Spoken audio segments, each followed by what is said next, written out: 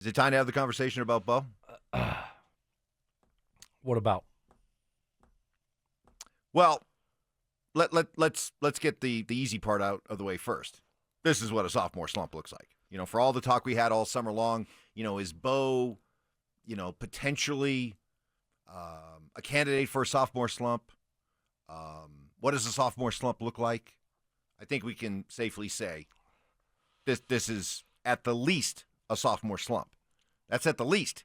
Now, at the worst, are we seeing examples that make you question whether or not he can be the guy, the dude here for the next decade plus? Well, it's still early here. We're 3 games in. It hasn't been good enough. Yeah, I think you're right. What we're looking at so far, if that continues, would be categorized as a sophomore slump. Okay, but we're 3 games in.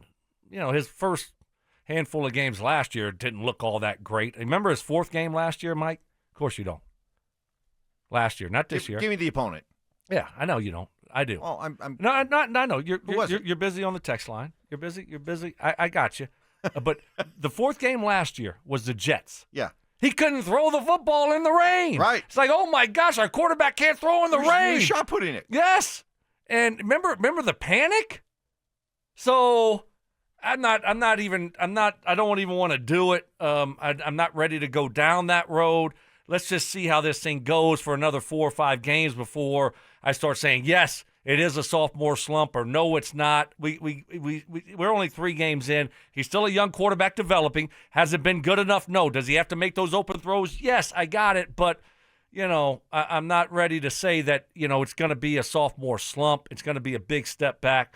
I want to give it more time before I go that far. But your argument can't be, well, do you remember the first 4 games of last year? Yes, it was his first 4 games in the NFL. He was a raw rookie. I would expect him to look like that, but the way he finished the year, I was expecting him to build upon that, not go back to where we're bringing out the excuse, well, do you remember how he started last year? Yes, I do. He was a rookie. I was expecting him to be different at the start of this year.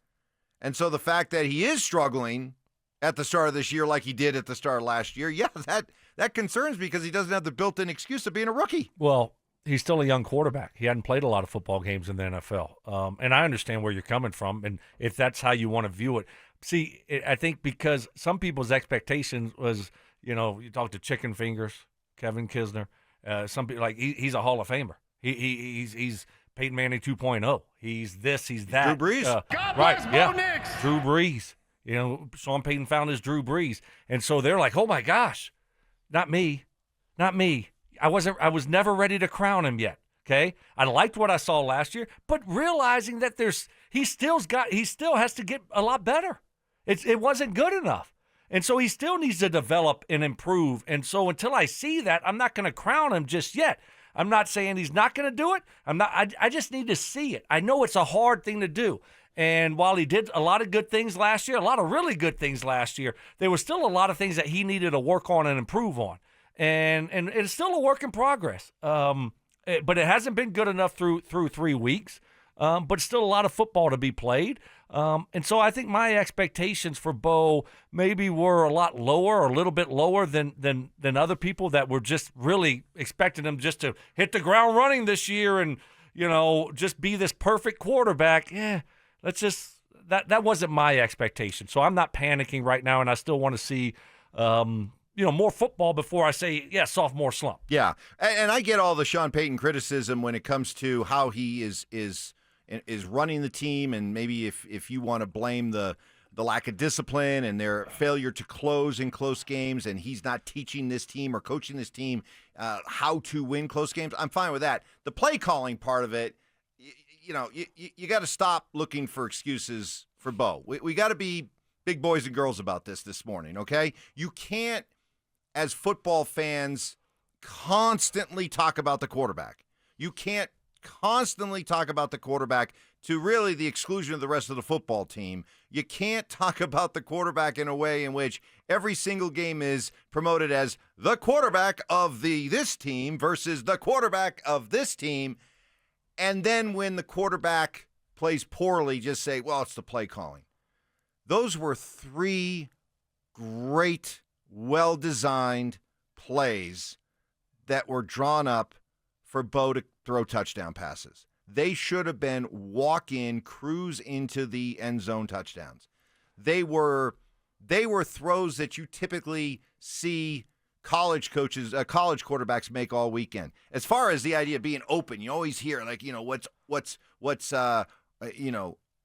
barely open in college is wide open in the NFL. We hear that all the time, right? Those were 3 wide open, Flip-flop. sure thing, touchdowns.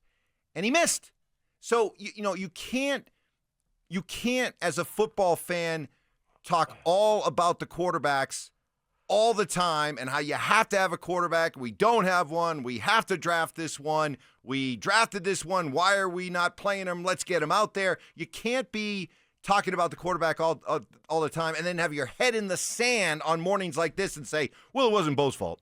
Well, fault. But no, it I was don't. Bo's fault. If Justin Herbert is the quarterback of the Broncos, they're 3-0.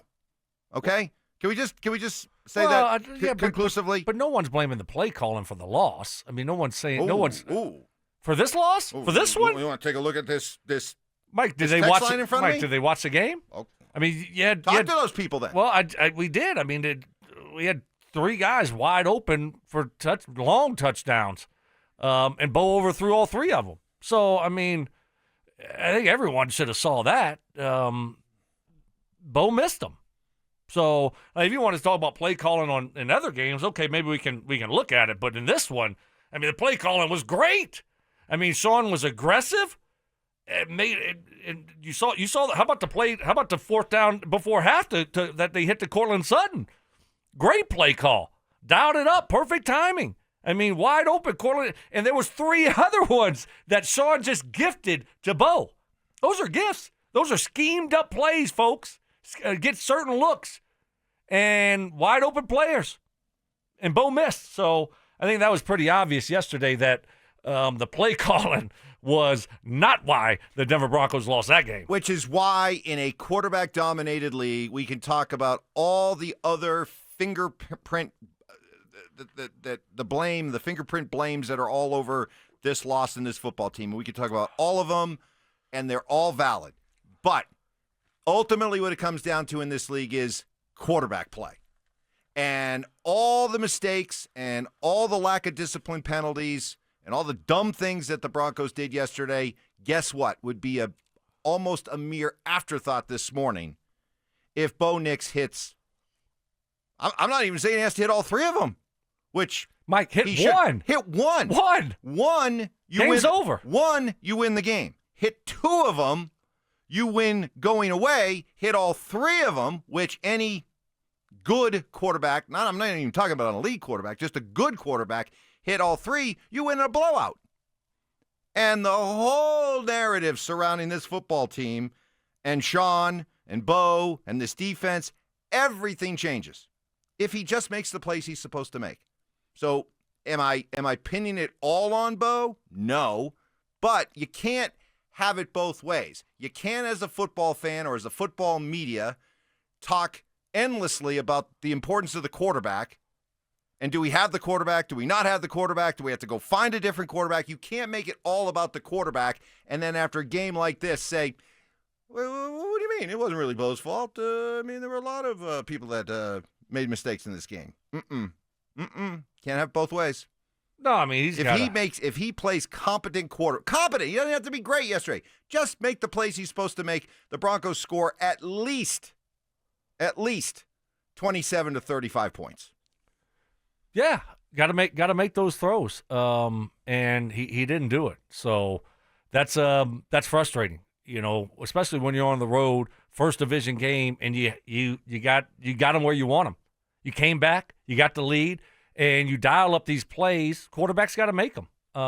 And yesterday he didn't. But I will say this: he's still developing, And that's my hope here. That's my hope. I mean, he's not a finished product at all. And I watch all the great quarterbacks in the NFL. I see them miss throws. And it happens. Now the problem was it was 3 of them, in one game. I get it. I'm not making excuses here. Everything you said's right, Mike. I'm not making excuses for Bo. All I'm saying is this stuff happens, and it's a bummer that there was 3 of them that were wide open that he failed to convert, and it was a close football game. And so, but I'm not. It doesn't make him a bust. It doesn't make it a sophomore slump yet. He's still a quarterback that needs some fine tuning and needs to work on certain things. And I'm gonna go back and I'm gonna look in the pocket. How is he handling those things? I think it's been better than last year. We talked a lot about it last year. Just how he looks out of sorts sometimes with his footwork. I'll go back and look and see if it was footwork. Did he climb the pocket like Joel Klatt said he did last week too soon? Stuff like that. But I go back to my second year in the NFL and think about it was still a work in progress for me. I didn't even play the quarterback position. And you think about some of the greats early on in their career, they weren't finished products. I mean, what did Elway look like in his second year? What did Manning look? Manning looked pretty dang good in his second year. But it's still a work in progress, folks. That's all I'm saying here. Let's not panic. Let's not overreact to 1 game, 2 games in a row, tough losses. I think it's highlighted more because of how close these games have been the last 2 weeks, and especially yesterday because you just look at it and it's like, this is a layup. You got to convert layups in the NFL.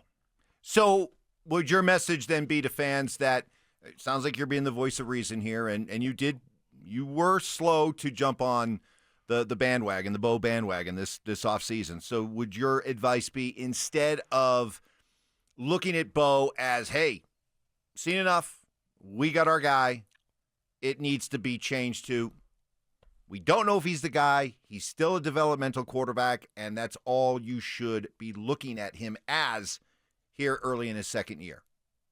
Exactly. Until you show me, until I see you go out there and do it for, a couple years, I'm not ready to say that you're our franchise quarterback for the next decade, especially after 1 year. So let's just pump the brakes on that, take a deep breath, and I'm still optimistic. I still like the guy. I still feel good about him, but I'm not ready to, put him in the Hall of Fame right now. That's it, where, people get excited. We haven't had a quarterback around here in a long time. He does a lot of things really well, but he still needs to improve.